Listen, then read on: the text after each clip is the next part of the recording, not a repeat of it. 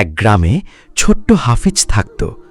হাফিজ ছিল খুব ভালো ছেলে, সবসময় নামাজ পড়ত, কোরআন পড়ত, কিন্তু তার একটা সমস্যা ছিল, সে মাঝে মাঝে মিথ্যা বলত। একদিন হাফিজ স্কুল থেকে ফিরছে, তার বন্ধু নোমান তাকে বলল, চল নদীর ধারে যাই, সেখানে নতুন একটা আম গাছ আছে। হাফিজ বলল, না ভাই, আব্বু বলেছেন আজ বাসায় তাড়াতাড়ি ফিরতে, ওনার কাজ আছে। কিন্তু নোমান জোর করল। হাফিজও রাজি হয়ে গেল। তারা নদীর ধারে খেলতে খেলতে সময় ভুলে গেল। রাতে হাফিজ যখন বাড়ি ফিরল, তখন আব্বু জিজ্ঞেস করলেন, তুমি এত দেরি করে ফিরলে কেন? হাফিজ একটু ভয় পেয়ে গেল। তারপর বলল, আব্বু, রাস্তায় খুব ট্রাফিক ছিল, তাই দেরি হলো। আব্বু কিছু বললেন না, শুধু তাকিয়ে রইলেন। সেই রাতে হাফিজ একটা স্বপ্ন দেখল।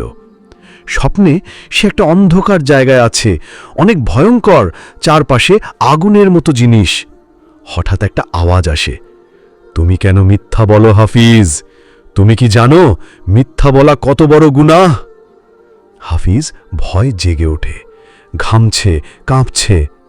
সকালে উঠে সে আব্বুর কাছে যায়, চোখে পানি, বলে, আব্বু, আমি গতকাল মিথ্যা বলেছিলাম, আমি নদীর ধারে খেলতে গিয়েছিলাম, আপনি আমাকে মাফ করে দিন।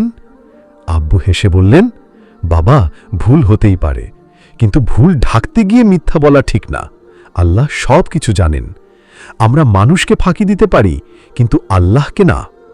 সেদিন থেকে হাফিজ আর কখনো মিথ্যা বলেনি। মিথ্যা ছোট হোক বা বড়, তা আমাদের ঈমানকে দুর্বল করে।